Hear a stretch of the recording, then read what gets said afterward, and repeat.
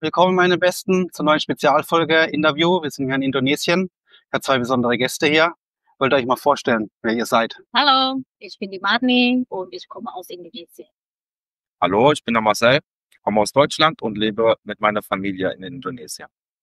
Gut, wie alt seid ihr, wenn man fragen darf? Ich bin 45. Und ich bin 35. Seit wann seid ihr denn in Indonesien? Wir sind hierher gezogen vor 2 Jahren, Ende Januar. Also jetzt sind wir hier 2 Jahre und 2 Monate. Also 2023, ja? Ja. Richtig? Genau. Okay, gut. Und was hat euch jetzt dazu bewegt, euer Heimatland zu verlassen?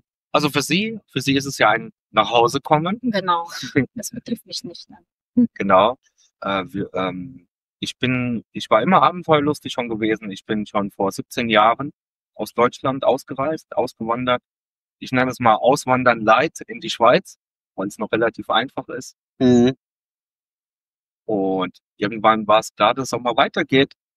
Und dadurch, dass wir uns halt kennengelernt haben, lag halt Indonesien nahe, dass wir irgendwann mal nach Indonesien gehen. Und jetzt sind wir hier, gell? Genau. Und du bist auch froh, dass du wieder zu Hause bist, oder? Für dich ist ja quasi zu Hause, ne? Indonesien. Ja, aber ich bin ja eigentlich schon 14 Jahre auch weg von zu Hause. Ja, du warst ja in Deutschland, du bist ja alleine nach Deutschland. Und, genau, und in der Schweiz. Vielleicht mal ganz kurze Background-Story, wann du nach Deutschland bist oder warum und wie.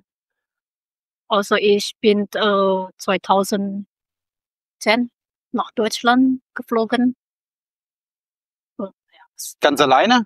ja, ganz Ja. alleine, ja. Und dann haben wir uns geheiratet. Ich war ein Jahr da in Deutschland, habe uns geheiratet und dann bin ich auch dann mit in der Schweiz umgezogen. Und du bist ja als Au-pair dahin nach Deutschland, richtig? Hast du mal erzählt. Ja, okay. Und dann habt ihr euch kennengelernt, habt geheiratet, wie du gerade erzählt hast. Okay, interessant. Und warum habt ihr euch dann aber wieder für Indonesien entschieden? Ich meine, das ist quasi dein Heimatland und wahrscheinlich, weil es halt deine Frau ist. Ne? Aber warum nicht jetzt, keine Ahnung, ein anderes Land? Oder warum seid ihr nicht in der Schweiz geblieben? Schweiz ist ja auch ganz schön, wo viele Deutsche hingehen. Was hat euch, ist wahrscheinlich ein bisschen besser als Deutschland vom Geld, vom Gehalt her und von den Steuern. Aber warum dann Indonesien? Also wir waren wirklich gerne in der Schweiz. Ja. So, aber irgendwie war für mich schon immer klar, dass es mal weitergehen muss. Und auch so wirklich angekommen sind wir in der Schweiz ja auch nie. Also wir haben schon wohlgefühlt, man kann auch sagen zu Hause, aber so, dass wir richtig da jetzt integriert und voll mit drinne waren, das waren wir nie. Obwohl unsere Tochter auch da geboren ist. Ne? Ah, und eure Tochter hat dann auch einen Doppelpass? Mhm. Also sie hat Schweiz oder Deutsch? Deutsch und Die Indonesisch. Deutsch und Indonesisch. Und es gab auch keine anderen Länder zur Auswahl, es war wirklich Indonesien. Habt ihr mit anderen Ländern gespielt, so gedanklich? Ja, ist Indonesien erstmal wegen der Sprache, oder? Ich kannte ja indonesische Sprache und dann ich denke, ja, hier kann man nicht verarschen werden. Ja, okay. Ja, und Okay. ich kenne alles, wie das System funktioniert und ich Hm, glaube, das das ist ist so. einfacher dann für uns erstmal, für unsere nächste Auswanderung. Ja, es ist ja auch so, oder? Wenn ich jetzt so drüber nachdenke, Thailand und Philippinen, das kann ja jeder, da geht ja jeder hin. Ja? Dann machen wir mal was anderes. Wir sind nach Jakarta gegangen. Ja? Ja, Und Mhm. schaut euch an, ist ja. doch, Ja, super wunderschön, oder? wunderschöne Kulisse hier. Das haben wir halt auch bewusst ausgesucht für das Interview, ja, damit ihr auch was zu gucken habt. Und gab es vielleicht einen gewissen Punkt in eurem Leben, wo ihr gesagt habt, so, jetzt wandern wir aus. Jetzt reicht's oder irgendwie sowas. Ich glaube, ich war ausschlaggebend gewesen, oder? Ich habe ein bisschen Druck gemacht. Ja, Ich will jetzt weg, ich will Mhm. weiter. Ja, ich Ja. glaube, er hat schon Schnauze voll in der Schweiz. Ja, also du hattest halt einfach keinen Bock mehr, also jetzt will ich was Neues erleben. Das war ja schon lange, oder? 17 Jahre. Ja. Ja, Das Hamsterrad, das hat sich schon durchgedreht. Ja? ja. Da musste ich raus, ich musste dann raus. Ich Ja. habe schon richtig Druck gemacht. Jetzt ist bestimmt für viele interessant, die jetzt auch auswandern möchten. Vorbereitung und erste Eindrücke. Also wie habt ihr euch denn für die Auswanderung vorbereitet? Jetzt zum Beispiel Visum, Finanzen, Sprache, Jobs, jetzt mal so ganz grob angeschnitten vielleicht. Also für uns war es ja schon immer im Hintergrund, dass wir weiterziehen und dass wir Geld sparen. Und all die Jahre in der Schweiz haben wir gut gespart, mit dem Grund ja schon zu gehen. Und auf jeden Fall braucht man einen gewissen Background an finanziellen Mitteln, wenn man dann gehen will. Ja? Also ich bin jetzt auch nicht so der Spontan-Typ, der ohne Geld, mit Familie, mit Kind einfach irgendwo hingeht. Also da haben wir uns gut vorbereitet, Geld gespart. Finanzen, also Nummer 1 brauchen wir auf jeden Fall ein Polster. Ohne Polster nicht auswandern. Genau, Ja. man sieht ja auch oft genug auf YouTube und sonst wo gescheiterte Leute oder die stellen sich dann vor, gehen hier hin und dann ist alles super. Viele gehen ja auch, was man so mitkriegt, auch wieder irgendwann nach Hause oder haben gar kein Geld mehr, um nach Hause zu gehen. Ja, Also wir haben uns schon gut vorbereitet, auch gerade für Kinder haben wir gespart und dann auch mit dem Ziel mal vielleicht auch hier was zu machen. Ne? okay. Und Thema jetzt gerade Job ist ja viele. Ich glaube, wir haben ja schon mal Livestream gemacht. Manche haben ja gemeint, welche Arbeit kann man denn hier finden oder welche Arbeit sollte man machen? Weil du bist ja im Trading tätig. Das ist natürlich ein bisschen einfach in Anführungsstrichen mit Online-Job. Aber wenn jetzt hier ein Handwerker herkommt oder eine Krankenschwester, können die einen Job finden? Oder wie ist das? Das macht Das Ich macht denke, keinen Sinn. ich denke schon, dass wenn du natürlich gute deutsche Qualifikation hast, ist es sicherlich ein Job, aber Sinn machen tut das nicht, weil die Gehälter hier als Handwerker, da wird es gar nicht geschätzt, was ein deutscher Handwerker kann. Ähm, Du kannst die Qualität schon viel besser machen, aber das sind die Leute ja hier nicht gewohnt und somit auch nicht bereit, das Geld auszugeben. Also jetzt der Ja, Standard. Indonesien oder Einwohner nehmen wir es mal, oder was ist das Durchschnittsgehalt hier? 200, 300 Euro ungefähr? Genau. Ja. Aber wo man ganz gute Chancen hat, sind ja natürlich jetzt wenn du jetzt was studiert hast, wie Maschinenbau oder sonst was. Die Industrie ist hier am Wachsen und es werden viele Maschinen aus Deutschland importiert. Und Mhm. da kann man schon bestimmt den einen anderen guten Job abgreifen. Ne? Okay, also wisst ihr Bescheid. Ähm, Aber es gibt ja heutzutage so viele Möglichkeiten mit Remote-Jobs, was es alles gibt, wo man ein geregeltes Einkommen hat, wo eigentlich hier schon langt. Ha? Sei es vom Callcenter oder was es da alles gibt oder Mhm. Sprachlehrer Genau, oder als Deutschsprachlehrer kann man hier sicherlich auch ganz gut Geld verdienen. Ha? sicher, ja. Also wenn man jetzt hier gibt es ja auch Schulen, wo man dann vielleicht unterrichtet auch. Ich meine, das Gehalt ist dann kleiner, aber oder macht es halt online, ja, wie wenn wir das Thema schon haben. Also eher für vielleicht jüngere Generationen gedacht, weil die Älteren, ohne jetzt jemanden anzugreifen, die kommen ja so mit Computer nicht mehr so klar. Das ist ja nicht die Generation. Also remote am besten, ja. Genau. Oder, wie gesagt, man hat was gespart und hat irgendein Konzept im Kopf und baut sich selber was auf. Ja, Ja. ein Geschäft. Wie wäre es zum Beispiel, wenn man jetzt hier Bäckerei oder Metzgerei oder sowas aufmachen würde? Was denkt ihr da? Also, ich finde ja, das ist ja heutzutage das Problem, dass wir Deutschen denken, also wir lieben ja unser Brot, weißt du? Wir lieben unser Brot, aber der typische Asiate, der mag das nicht so gern. Deswegen glaube ich, da es hier auch so wenig Deutsche hat, würde jetzt eine Bäckerei keinen Sinn machen. Aber europäisches Essen, wenn man jetzt hier mal eine Pizzeria aufmacht oder ein deutsches Restaurant, da gehen die Leute schon essen. Ja, da Es gibt so viele Möglichkeiten, was man machen kann. Hier werden auch keine Steine in den Weg gelegt. Und man kann ja einfach schnell ein Geschäft machen. Also ist es einfacher als in Deutschland mit diesen ganzen Bürokratie. Hier macht man quasi einfach das Geschäft auf, wird's mal so gesagt, und es ist halt gechillter. Ja, Genau. ja, also man kann sich aufs Geschäft konzentrieren. Ja, Und die Steuern sind ja auch niedriger hier. Ich glaube 11% Einkommensteuer oder sowas, ja. genau. Also kann sich mehr aufs Geschäft konzentrieren. Du hattest Okay. ja vorher noch gefragt wegen dem Visum. War für uns jetzt ja relativ einfach, wenn wir verheiratet sind. Ging natürlich, ja, ist das wie ein Familiennachzug für mich und ich habe jetzt eine Kita und darf dann hier bleiben. Ja, 5 Jahre immer muss man das verlängern. Okay, also einmal 5 Jahre verlängern und es bleibt so, oder wird es irgendwann mal länger, alle 10 Jahre oder so? Oder? Nein, aber könnte dann theoretisch ja auch irgendwann mal einen indonesischen Pass beantragen. Wäre das eine Option für dich? Müsstest du dann, ich glaube, den Deutschen müsste man jetzt auch nicht mehr abgeben, das haben die ja geändert. Doch, muss ich abgeben, Musst du auch weil abgeben. es Indonesien will. Aber habe ich mir noch keine Gedanken drum gemacht. Okay, das Ja. kommt dann, wenn es kommt, ja. Genau. Gut. Die Sprache, wie ist denn so die Sprache für dich, Indonesisch zu lernen? Und du sprichst ja schon ein paar Wörter, Ja, oder? ich glaube, wenn ich mich da jetzt wirklich dahinter klemmen würde und das lernen, ist eigentlich einfach. Es gibt doch viele, durch die holländische, niederländische Kolonie sind viele holländische Wörter in die indonesische Sprache eingeflossen und viele holländische Wörter, holländisch oder niederländisch ist ja mit Deutsch verwandt, ja, Mhm. germanisch verwandt und sind auch im Endeffekt da viele deutsche Wörter drin. Das kann man eigentlich ganz schnell lernen, oder? Was denkst du? Ja, was hat man denn als Beispiel Wörter, wenn man vielleicht 2 Wörter mal nennt, oder? Zum Beispiel gratis. Hier Gratis? Auch gratis, genau. Okay. Der Ja. Motorradhelm, das ist der Helm. Helm. Da heißt auch Helm, Hier Helm. auch Helm. Das ist also so holländisch, Helm. Helm. Okay, oder Handtuch habt ihr mal genannt, oder? Handtuch, das ist auf Indonesisch heißt Handuk. Handtuch? Ja, das Okay. ist ja fast endlich. Ne? Okay, also ist auf jeden Fall einfacher zu lernen als jetzt Thailändisch oder Chinesisch, weil die Buchstaben Ja. sind ja auch gleich, oder? Ja. Okay, Mit das ist. Alphabet, ja. Was waren denn so die ersten Eindrücke, wo ihr nach Indonesien gekommen seid? Ich meine, du kommst von hier und aber der Unterschied vielleicht zu Deutschland oder Ja, Schweiz. ich bin ja auch schon 13 Jahre weg oder von Indonesien und dann ist für mich, das ist auch wie eine Rätsel, oder? Ja, weil ich bin zurück hier gekommen und dann das ist irgendwie komisch, ja. Und Okay. ja, Also Es hat halt alles Ich muss seine auch- Vorteile. ich muss auch wieder mich anpassen. Hier kann man nichts planen, ja. Wenn man den Handwerker sollte letzte Mal kommen, der ist dann gar nicht gekommen, eine Woche lang, dann ruft er an, jetzt komme ich, dann steht er vor der Tür, dann sind wir nicht da.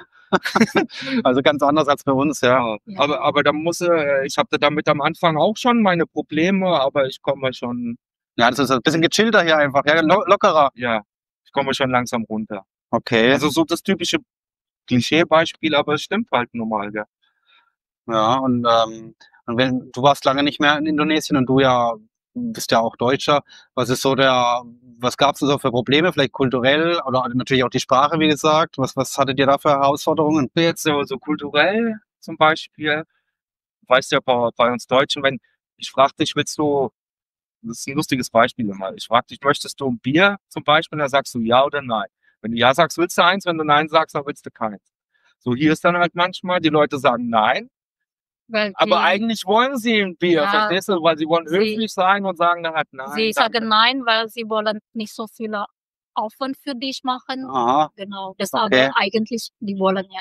Aber, Ja, Also ist das so ein bisschen Scham oder die genieren sich genau, oder ja, wie ist das? schämen oder die wollen dich keine großen Aufwand machen. Ja, Okay. ja ist. Aber sie sind dann schon froh, wenn du ihnen doch ein Bier einfach hinstellst, ja?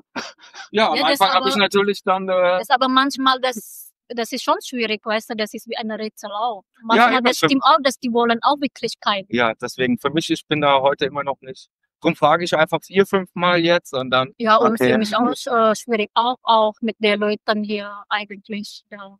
aber das ist schon ein enormer kultureller Unterschied. Ja. Mhm. Okay, gut. Und lustig, das macht immer wieder lustige Situationen. So.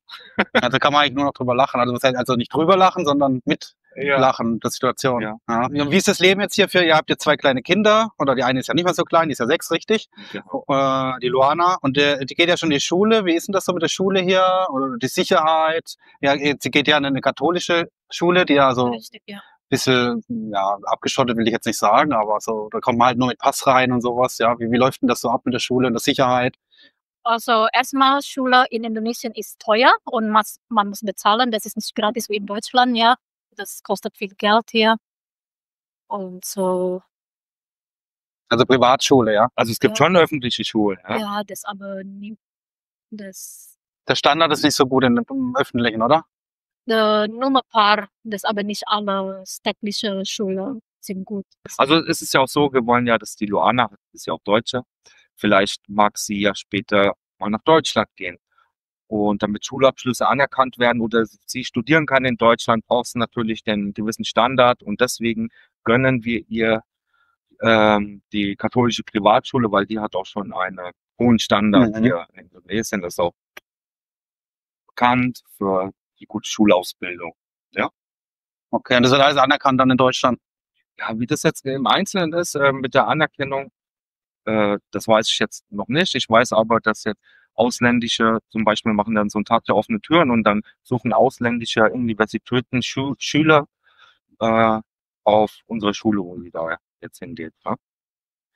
Und Sicherheit, ich meine, hier ist schon, also wo wir wohnen, außerhalb von Jakarta, ist es schon einigermaßen sicher, aber es ist wie überall auf der Welt. Es gibt Areas, da ist es nicht so sicher und dann hier, da ist es sicher. Und in der Schule, das ist, was heißt abgeschottet? Also ich sag mal jetzt, hier wohnen jetzt keine armen Leute. So, und dann muss man halt schon gucken, wer holt denn jetzt was für ein Kind ab, weißt du? Deswegen wird das so Nein, bewacht. ich glaube, es ist wirklich Stadtschule, die lernen ja Islamische nachher und wir wollen ja nicht. Ah, okay. Also hier ist ein gutes Thema, weil das Land hat ja 87% Islam-Einfluss, der Rest ist dann christlich und buddhistisch und so. Und ihr wollt aber, dass ihr halt westlich aufwächst. Ja, also wir sind halt Christen, ja, und Genau, ja, deswegen und geht's ja auch in die wir wollen- katholische Schule. Ja. Aber das ist auch kein Problem hier, ha? Das hier macht jeder seine Sache. Da, das ist die Moslems und hier ist die Christen und dann kommen noch viele Buddhisten auch hier. Wir sind ja die meisten in der Area, wo Chinesen sind. Die meisten sind auch Christen. Man lässt sich gegenseitig in Ruhe und respektiert sich. Also es ist ganz anders als in Europa oder Deutschland, wo wirklich ja Probleme gibt, nennen wir es mal so. Und hier lässt jeder jeden leben. Ja, wobei man jetzt sagen muss, es gibt natürlich in Indonesien, wenn es jetzt aufs Land geht, da haben natürlich Christen schon schwieriger. So, sie kriegen keine Genehmigungen für eine Kirche zu bauen oder solch. Das gibt's jetzt in Jakarta jetzt so nicht. Wie ist denn die Einstellung von Einheimischen gegenüber Ausländern? Wie ist da eure Erfahrung? Wie kommt ihr, gut, jetzt dir vielleicht weniger, aber jetzt vielleicht Nein, dir? das für mich auch. Ja? Ja. Also du hast ja selber, du bist jetzt ja schon bald schon ein paar Tage bei uns.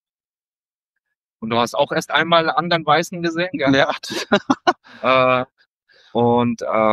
Manchmal wird man angestarrt, aber alle sind immer freundlich und neugierig. Also sind halt ja. Ich glaube auch manchmal sieht dann, jetzt sind sie erstmal erschreckt, was ist denn das jetzt für einer? Oder wenn ich an der Tankstelle tanke und dann steige ich aus dem Auto und dann sieht man im Gesicht, haben sie keinen so wie mich erwartet, weißt du was ich meine? Ja. So, aber sind alle neugierig und nett. Alle nett und freundlich, ja. Ja. Ja, also immer, wo kommst du her? So, wenn sie mal ein bisschen Englisch sprechen, ja, das ist ja auch so ein Problem mit der Sprache hier. Klar, wenn man jetzt hier wohnt, dann muss man die Sprache lernen. Aber jetzt so als Tourist ist es ein bisschen schwieriger, oder? Ja, zu kommunizieren mit den Leuten. Weil es halt nicht so touristisch erschlossen ist, richtig? Ja, aber die sprechen dann automatisch mit dir auf Englisch. Ja, oder automatisch mit Hand und Fuß. Geht auch, ja. Okay. Also jetzt die jüngeren also wenn sie jetzt wirklich jung sind, die Generation, die können schon ganz gut Englisch. Aber ansonsten finde ich hier schon schwierig mit Englisch eigentlich. Kommt man nicht so einfach durch wie in Thailand oder auf den Philippinen, was ich ja gesehen habe, Videos mit nur Englisch. Also langfristig muss man sagen, man muss die Sprache lernen. Punkt, wenn man hier wohnt. Ja, Das Ja, passiert ja wenn man automatisch. nicht verarschen. Ja, man wird ja auch mal, muss man schon man kann ja auch mal Englisch verarscht werden, ja. Also genau, gerade als Ausländer, richtig. Dass man dann auch weiß, was die von einem wollen. Okay, jetzt ganz wichtiges Thema, schneidet man mal ein ganz neues Thema an. Gesundheitssystem und Krankenversicherung. Ja, wie funktioniert denn das Gesundheitssystem jetzt hier in Indonesien? Gibt es da große Unterschiede zu Deutschland? Ja, hier gibt's ja eine staatliche Versicherung, so eine Grundversorgung. Wie heißt das? Das habe ich nicht. BPJS. Genau. Das ist nochmal viel. Das ist ganz günstig. Wie viel? 150.000 Rupiah 10 Euro im Monat. Im Monat pro Person. Und so Grundversorgung. Das aber für Ausländer, das geht nicht. Dann haben wir noch nebenan private Versicherung. Das habt ihr jetzt, ja? Private Krankenversicherung habt ihr. Okay, wie läuft das ab dann? Das ist, bezahlen wir im Jahr und das kostet einfach unterschiedlicher Preis. Alter und Gesundheit. Alter, genau, ja. Wenn du dann mehr Probleme mit deiner Gesundheit, dann musst du noch mehr bezahlen. Genau, aber wenn du keine Probleme mit deiner Gesundheit, dann kriegst du einfach so eine Also Standardprämie. Für mich jetzt mit meinen 45 Jahren kostet ungefähr 400 noch was Euro im Jahr. Und das sind jetzt, wenn ich jetzt zum Beispiel, ich habe heute Fieber oder was oder bin erkältet und gehe zum Arzt, diese Kosten sind da nicht mit drin. Das muss man selber tragen. Das ist erst, wenn die Kosten werden zu 100% übernommen, wenn du im Krankenhaus bleiben. Stationär aufgenommen werde. Genau. Und lassen sich manche auch stationär im Krankenhaus aufnehmen für eine Nacht, nur damit die die Versicherung das übernimmt. Auch wenn sie nur einen Schnupfen haben oder so. Ja, okay, das ist krass, okay. Aber ansonsten wäre es jetzt auch nicht so teuer, wenn man so wegen einfachen Sachen, oder man geht zum Zahnarzt, kann man alles selber zahlen, ja, so Zahnreinigung oder sowas. Genau. Das ist überhaupt, ja. Das ist alles relativ günstig, ne? Habt ihr jetzt schon mal Erfahrungen mit dem Arzt gemacht? Wie ist denn so die Qualität der Versorgung? Gibt es gute Krankenhäuser und Ärzte? Oder kann man das nicht so ganz vergleichen wie bei uns? Weil das haben ja viele so, die sagen, wenn du alt bist, dann kommst du wieder zurück nach Deutschland. Aber teilweise sind ja asiatische Länder wie Thailand viel weiter als Deutschland schon. Auch mit den Terminen und so, dass man viel schneller einen Termin bekommt. Ja, das ist halt, weil die meisten ja privat versichert sind, weißt du? Darum geht das ratzfatz. Was ich jetzt ja persönlich vergleichen könnte, ein Kind von uns ist ja in der Schweiz auf die Welt gekommen. Und wenn ich jetzt die ganze ärztliche Behandlung begleite, gibt es jetzt keinen großen Unterschied zu hier, oder? Ja, außer muss man hier leider alles selber bezahlen, wenn man schwanger ist. Die Kontrolle muss man selber bezahlen. Das wird nicht übernommen. Begriff. Okay. Ja, Aber wie das kann man ist schon das, etwas wie sind das hohe Kosten dann? Oder ich weiß nicht, was heißen hohe Kosten, aber wie ist das so? Muss man halt alles selber tragen. Nee, das darf man aber nicht vergessen. Wir haben natürlich dann Einzelzimmer und VIP-Dingsbums Ja, dazu genommen. Okay. Nein, ich weiß, ist wegen die Kontrolle ist während Schwangerschaft. Das jedes Ja. Mal kostet 2 Millionen, weißt du. Jedes Mal 2 Millionen. 1 bis 2 Millionen. Noch nicht mit Medikamente und so. Das ist, kostet schon wirklich viel Geld. Ja. Ja, also ich würde mal sagen, jetzt so alles in allem, bis das Baby da war, 3.000, 4.000 Euro hat das gekostet schon. Okay, das ist jetzt eine Hausnummer, wo halt die Leute jetzt mal was mit anfangen können, okay. Ja, 3.000, 4.000, Ja. okay, ja. Also jetzt, Ja. also Schwangerschaft ist nicht so billig dann. Ja, nein, Also es geht natürlich auch viel, viel billiger. Das ist ja, du hast ja Ja. die Möglichkeiten. Du kannst jetzt hier so eine Genau. Hebamme nehmen. ja, es gibt auch, Aha. also ich könnte auch eigentlich zu staatlicher Versicherung gehen, aber dann die sagen, ich muss in eine Klinik und so oder in einer, wie heißt das? Ja, Klinik, oder? Ja, ein öffentliches Krankenhaus und sowas. Nein, das ist kein öffentliches Krankenhaus, sondern eine Klinik, weißt du, so wie in ein Haus, weißt du, und das Aha. ist nicht sicher, da Okay. mein Baby in die Welt gebracht, in einer Aha. kleinen Häuschen, ja.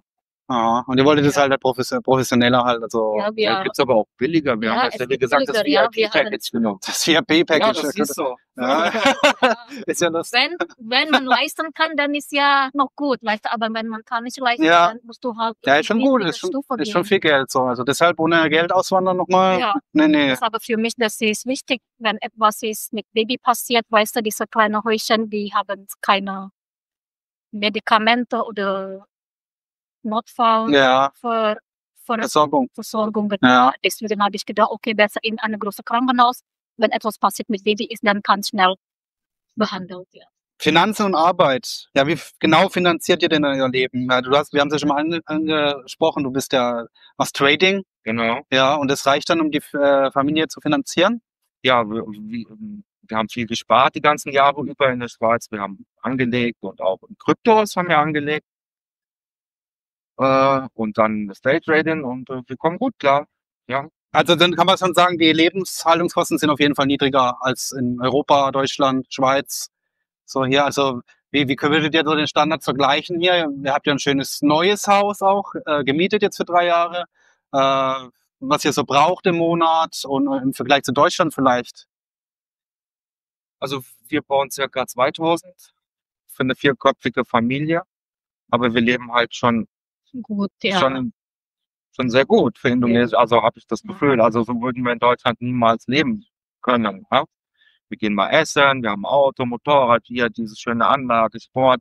Sieht man alles in den Videos, gell? Die Ja. gehen in die private Schule und die gehen auch in die Kurs, 2 verschiedene Kurs, ja. Mhm. Genau, ihre Hobbys von Taekwondo. Also wir haben wirklich ein super Leben für das Geld. Ne? Ja. Eine Haushälterin habt ihr auch noch. Ja? Genau, so eine Haushälterin Also das ist- haben wir noch. Ja. Da wären wir doch bei Deutschland bestimmt schon beim Doppelten, oder? Wie können wir das so grob sagen? Dann musst du ja den Minimum noch bezahlen. Minimum, genau, das Ja, gibt's ja. das Ja. doppelt ja nicht. Richtig, ja. Also kann man auf jeden Fall sagen, der Standard ist auf jeden Fall Ja. einiges höher Ja. für das, was man fürs Geld kriegt. Wie sind denn jetzt so die bürokratischen Hürden zum Beispiel für Ausländer, die jetzt hier ein Business starten würden? Wir haben sie ja vorhin schon angesprochen, mit Bäcker und sowas. Habt ihr da irgendwie Erfahrung? Könnt ihr was dazu sagen? Also es gibt ja verschiedene Visas. Ja. Visen oder Visas. Es gibt aber ein Unternehmervisum und ich weiß es jetzt nicht im Detail, wie viel Geld man dann investieren muss, und du musst eine bestimmte Anzahl von Mitarbeitern einstellen, dann kriegst du das. Aber die meisten, wo ja hierher kommen, haben ja eine Freundin, eine Frau und dann läuft das alles über die Frau halt Ja. meistens. Okay. Was gibt's noch für Visen? Dann, jetzt gibt's ein digitales Nomadenvisum. Weiß ich nicht, wie das funktioniert. Weil ich habe ja geheiratet. Ja, bist du den etwas einfacheren Weg gegangen, ja? Quasi. Das haben Ja. wir noch nicht richtig angeschaut, weißt du. Ja. Ja, aber wir werden uns mal sicherlich Ja. richtig im Detail schlau machen. Und da können wir vielleicht mal in Zukunft den einen oder anderen auch den Tipp geben. Da hinten auf der Insel wohnt noch ein Deutscher, das ist der Carsten. Der ist schon 20 Jahre hier Mhm. und der arbeitet hier auch Aha. und ist nicht verheiratet. Okay. Also den könnten wir ja auch mal fragen, warum darf er denn eigentlich hier bleiben? Was hat der denn für ein Visum? Das ist von seiner Firma. Ja. Seine Firma ist aus Garantie. Also er arbeitet für eine deutsche Firma. Nein, ist aber die Firma, Hat ihn angestellt quasi mit Arbeitsvertrag? ja, Ah, genau, okay. nach Ah, okay, das ist dann wie in Thailand. Okay. Gut. Aber wenn ihr die Informationen rausfindet, das können wir jetzt mal sagen, ihr habt jetzt auch einen Kanal erstellt, da kommt auch zukünftig Videos, ist euer Plan. Und da werdet ihr das ja dann irgendwann mal behandeln, das Thema. Verlinke ich euch unten, ja, in der Beschreibung, meine Lieben. Aber du kannst jetzt gerne nochmal den Namen nennen von eurem Kanal. Unser Kanal wird Ja. heißt Next Stop Next Stop Asia. Asia. Ja, okay, gut. Also wie gesagt, unten verlinkt. Also was würdet ihr sagen, sind die größten Vorteile eures Lebens hier? Also wir haben mehr Freizeit und unsere Lebensunterhaltung, oder? Lebensunterhaltungskosten, ja. Genau, das haben wir viel mehr hier. Kannst du einfach zum Fitness gehen, kannst du zum Tennis spielen, kannst du, keine Ahnung, man einfach frei hier. Du bist ja nicht gebunden, weil du musst ja nicht arbeiten, genau. Und dann hast Also du wir sind jetzt in der glücklichen Lage, dass du nicht arbeiten musst. ja, Ja, Das muss natürlich nicht bei jedem so sein. Für mich ist der größte Vorteil jetzt hier in der Art und Weise, wie wir leben, wenn ich das vergleiche mit in der Schweiz, meine Tochter. Ich bin arbeiten gegangen, jeden Tag, oft auch am Wochenende. Sie genauso. Und unsere Tochter war an der Tagesmutter, ganzen Tag. Und dann später in der Kita und danach in der Tagesschule. Man hat sein eigenes Kind, man ist arbeiten gegangen, um die Kinderbetreuung vom eigenen Kind zu bezahlen. Eigentlich Und paradox, siehst ne? dein Kind nicht mal. ja. Und jetzt haben wir ein zweites Kind und da sind wir jeden Tag live mit dabei. Ah, Genau. Und das ist eigentlich ein Riesenvorteil. Wenn es auch manchmal stressig ist. ja, sehr stressig. ja. Aber das ist wirklich gut, weil es bei Luana viele ihre Entwicklung habe ich verpasst. Also Luana ist unsere ältere Tochter, Ja, wo in der Schweiz geboren ist. 6 Jahre alt und jetzt ist bei Lea unsere zweite Tochter, jetzt sie ist 15 Monate und ich kann wirklich alle ihre Entwicklung sehen. Ne? Mhm. Ja. Und dann So wie es sein soll. manchmal ich frage, war bei Luan auch so vorher oder habe ich verpasst? Ja. Ah, ja. Diese Erinnerung hat dann die Tagesmutter und nicht wir. Ja. Das ist Genau. halt leider traurig dann, ja. Aber jetzt, Also, und das ist für mich schon der größte Vorteil eigentlich. Mhm, Das ist okay. der allergrößte. Ja. Gibt es Dinge, die ihr aus Deutschland vermisst? Mit Oma und Opa, ja, die Zeit mit Oma und Opa, das vermisse ich. Also du vermisst Oma und Opa dann, ja? Ja. Oma und Opa ist meine Schwiegermutter, nicht Ja. meine Oma, weißt du. Ja, Also okay. die Schwiegermutter und Schwiegervater Okay. vermisse ich die Zeit mit ihnen zusammen in die Ferien und wir gehen ja immer zweimal im Jahr zum Nordsee und das war wirklich schön, ja. Also ich vermisse Nordsee. Diese Ja. Krabben, diese Aha. frische Luft, diese Nordseeluft, Mhm. ja. Habt ihr hier nicht so die Nordseeluft, weil hier halt heißer ist, ne? Ja. ja. Und Weihnachtszeit vermisse ich auch. Ah, wirklich. wenn es ein bisschen kälter wird und gemütlicher. Ja, Schnee und das mit viel Beleuchtung und Ja, muss ich sagen, das fehlt, Dekoration. Ja, das das wird, fehlt mir auch. Weihnachtsstimmung. ja, Mhm. Gibt's ja gar nicht. Also, Nee. Also gibt schon, hier wird halt die Palme geschmückt, weißt du, aber das ist halt irgendwie komisch. Das ist halt Ja. kein Tannenbaum. ja, okay, aber immerhin gibt's das ja, ja? Ja. Also Weihnachten. Ja, ja. Also wenn du auch in die Malls gehst, ist eigentlich alles weihnachtlich geschmückt. Schmuck, ja. Okay. Und Die Weihnachtsmarkt in Deutschland habe ich auch vermisst. Mit Glühwein. Glühwein, ja, das Ja. gibt's halt ja nicht. Und also genau Essen zum Beispiel, also vermisst auch das deutsche Essen dann. Ja, Ja, Brot, Brot. Brot und Wurst. Wurst, Ja, Käse okay. und was noch? Kann man ja auch teilweise kaufen, ne? Aber ist teuer, oder wie ist das? Ja, und ja, Ja, und aber schmeckt ist auch nicht anders. so Ja, wie das ist nicht zu Hause. originaler wie in Mhm. Deutschland. Und dann Oma essen, Ja, Oma essen. meine Ja. Schwiegermutter essen, ja. Ja. Oh, Ja. ja, das ist sehr gut. Spaghetti Bolognese, Gurkensalat und was noch? Alles mögliche. Wie sieht's aus mit so, weil du das vorhin angesprochen hast, mit dem Handwerker, so Fleiß, Pünktlichkeit und Zuverlässigkeit, wie es in Deutschland so eigentlich ist? Was ist das? Ja. Pünktlichkeit, Zuverlässigkeit. Ja, also man gewöhnt sich dran, ne, wie gesagt. Ja, dann. Ja, also für uns jetzt oder für mich ist schon noch manchmal schwierig. Man will halt dann irgendwas los und das kann man vergessen. Hier Ja. in Jakarta sagt man, mach niemals einen Termin, 2 Termine an einem Tag, ja? Weil man da gar nicht hinkommt. Ja, weil es so Das ist riesig ja- ist mit dem Stau und alles, ja? Deswegen Stau und ja. Das ist eine gute Weisheit, gleich mal merken. Ja. Und mir kann es auch ein Termin pro Woche sein. Ja, ja. Ja, dass man nicht so unbedingt oft in die Stadt muss. Ne? Würdet ihr jetzt auch anderen Familien empfehlen, nach Indonesien auszuwandern? Aber viele liebäugeln ja immer mit Thailand, Philippinen, so, das sind die beliebtesten Länder, aber Indonesien ist ja wirklich so unbekannt, underrated und Also jetzt abgesehen von Bali. Wir nehmen mal Bali raus, weil das hat da eigentlich gar nichts mehr mit Indonesien zu tun. Ist Indonesien, haben die meisten, ich sage jetzt so, Deutschen ja gar nicht auf dem Schirm. Ja. Und ja, doch, man kann eigentlich empfehlen, hierher auszuwandern. Es gibt halt nicht diese, ich sag mal, diese Infrastruktur für, für Auswanderer. Weißt du, was ich meine? In Thailand kannst du dann ja da hier eine Agentur, die kümmern sich um das und hier auf Englisch und sonst so. Und das ist halt hier schon schwieriger.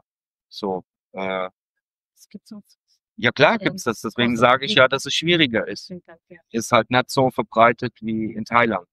Aber du siehst es jetzt ja selber, hast ja Indonesien auch nicht so auf dem Schirm gehabt, wie schön das hier eigentlich ist und wie nett die Menschen sind. Genau das daher und die Schule mhm. ist guter Unterricht, deswegen kann man das ruhig empfehlen. Was aber sicherlich schwieriger ist, als hier anzukommen, als Ausländer oder Kontakt zu finden, als in anderen Ländern.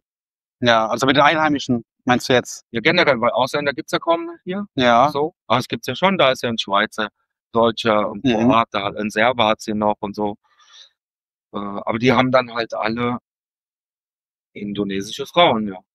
Aha, okay. Also ist es, ist das auch wieder Thema Schüchternheit vielleicht, dass man da schwieriger in Kontakt kommt, vielleicht mit den Einheimischen. Auch Ja, Sprachbarriere ja. wahrscheinlich natürlich. Also es ist natürlich nicht unmöglich, aber ich glaube schon, dass das schwieriger ist als in Thailand, ja. Okay. Man muss halt wissen, wenn du hierher kommst mit deiner Familie, mal angenommen, ich hätte jetzt nicht sie, sondern eine andere deutsche Frau, würde ich wirklich hierher kommen? Hier nach Jakarta? Ich glaube nicht. Ja, aber nur weil ich es nicht kenne. Mhm. Also du bist wegen einer Frau eigentlich jetzt hier in die Gegend gezogen. Genau, ich hätte es ja nie auf dem Schirm gehabt. Ja. So, aber es geht natürlich schon, ja. Schon. Macht es natürlich einfacher dann, ja. Ja, würdest du jetzt mal deine Familie? Ja, hätte ich jetzt eine Familie, sagen wir mal eine deutsche Frau und so, würde ich das auch nicht auf dem Schirm haben. Ich würde zum Beispiel auch eher Ja. Bali oder sowas bevorzugen, weil es einfach jeder kennt, ja, aber durch meine Erfahrung, wenn ich jetzt durch die Länder reise und irgendwann mal eine Frau haben sollte, Deutsche oder was weiß ich, dann weiß ich es natürlich jetzt, aber vorher nee. Also mit unserem Kanal jetzt werden wir es allen Leuten schmackhaft machen, hierher zu ziehen. Wunderbar. Gut, dann habt ihr vielleicht bald neue Nachbarschaften. Ja. Also seht ihr euch jetzt für immer hier oder ist das nur eine Situation? Wir sind immer noch offen, ja. Offen und ja. Und momentan, wir fühlen uns hier wohl, sehr wohl, aber in 2, 3 Jahren, man weiß nicht.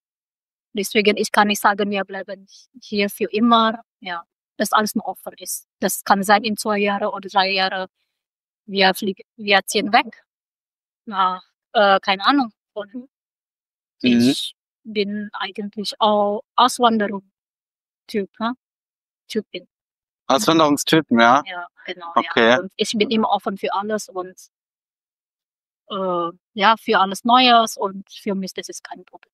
Auch wenn mein Beispiel nach Deutschland wieder zurück, das könnte noch möglich sein. Okay, aber es besteht auch die Möglichkeit, dass ihr halt in Indonesien selber irgendwo an eine andere Insel zieht oder so.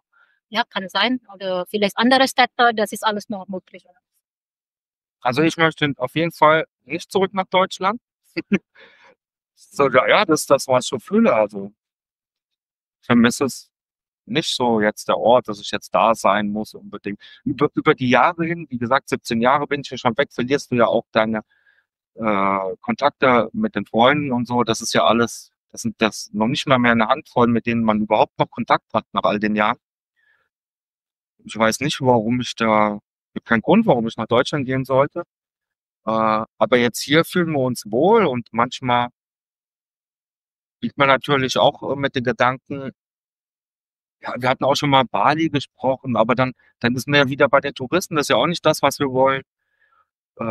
Gibt verschiedene Optionen, dann muss man ja auch gucken, gibt es gute Schulen in der Nähe, das ist natürlich für uns auch wichtig.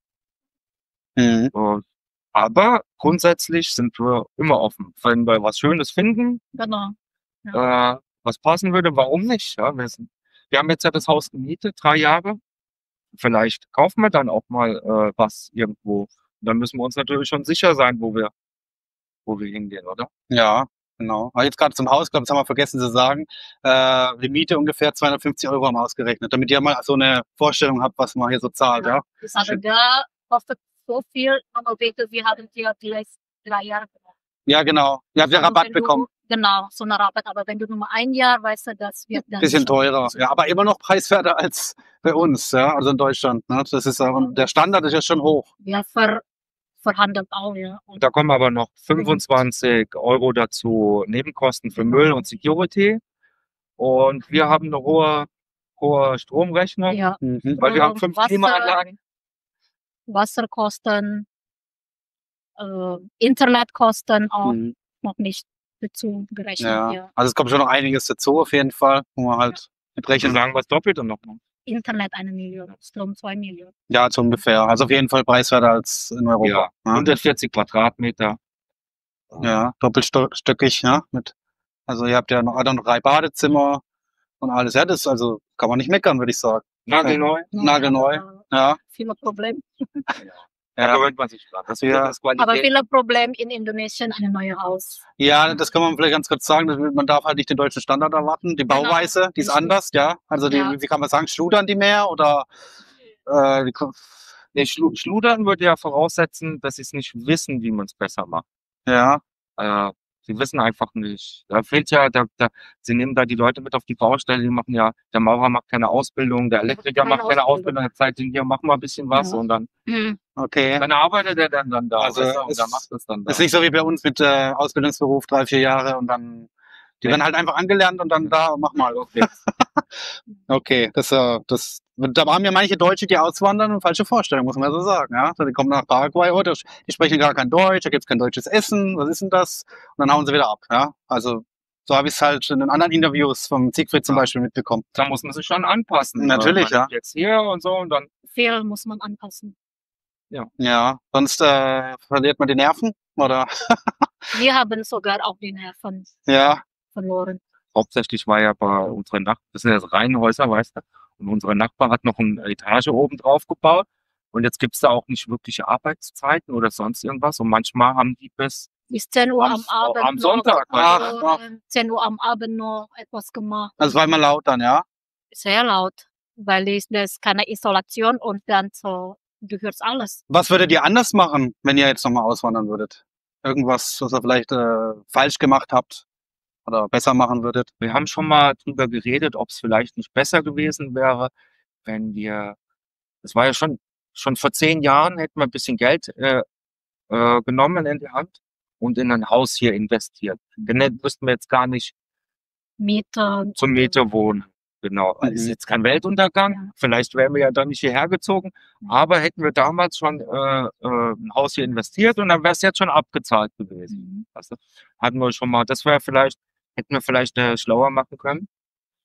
Aber dann wären wir vielleicht gar nicht hierher gekommen, wer weiß. Ja. Aber das war so ein Ding. Aber ansonsten haben wir haben das zu Hause, als wir uns entschlossen haben, wir haben alles vorbereitet, Visum, haben uns alles verkauft, Tasche gepackt, 2 Kisten hierher geschickt, 3 Koffer sind wir mitgenommen und dann sind wir hier angetanzt. Ja? Das haben wir gut gemacht. Also ist alles so nach Stühlchen gelaufen, kann man das so sagen? Hat alles Ja. gut geklappt, ja? Auf jeden Fall. Schön. Da Okay. haben wir gut uns als Team ergänzt. Kommen wir auch eigentlich zum Schluss, aber jetzt machen wir noch einen kleinen Tipp. Habt ihr Tipps für andere, die mit dem Gedanken spielen, auszuwandern? Also das weiß, haben wir jetzt schon eigentlich viel angesprochen, aber vielleicht noch mal was Spezielles. Ich weiß ja, dass viele Leute haben gerne den Traum des Auswanderns, ja. Und ich sage die Leute, und viele hindert es ja dann, weil sie immer denken, sie verlieren die Sicherheit mit der ärztlichen Versorgung oder man hat ja in Deutschland schon das rundum Sorglos-Paket. Meine Erfahrung ist, Leute, wenn ihr was machen wollt, dann macht das, ja. Guckt, ob ihr Familie seid oder nicht seid. Da guckt ihr halt, wo ihr hingeht, ob die Infrastruktur da ist, wo ihr als Familie benötigt und dann macht das einfach. Machen Habt keine Angst, macht das, ja. Wenn das euer Traum ist, dann macht das. Es gibt keinen Grund. Und viele sagen, ja, warum machst du das? Es ist ja in dem Land dann ist so und so, so und so. Die Menschen leben auf dem ganzen Planeten und auch gut und nicht alle schlecht, ja? Weil wir in Deutschland immer denken, wir haben das Rad erfunden, ja. Das ist eben nicht mehr so, ja. Man kann auf der ganzen Welt gut leben. Man sollte sich aber schon vorbereiten, ja. Auf jeden Fall nicht kopflos losmarschieren, bereitet euch vor, verwirklicht euren Traum. Das ist alles gerade in den Zeiten jetzt mit Internet und so weiter oder Leute, wo hier unterwegs sind. Man kann die Leute ansprechen, man kann die Leute fragen.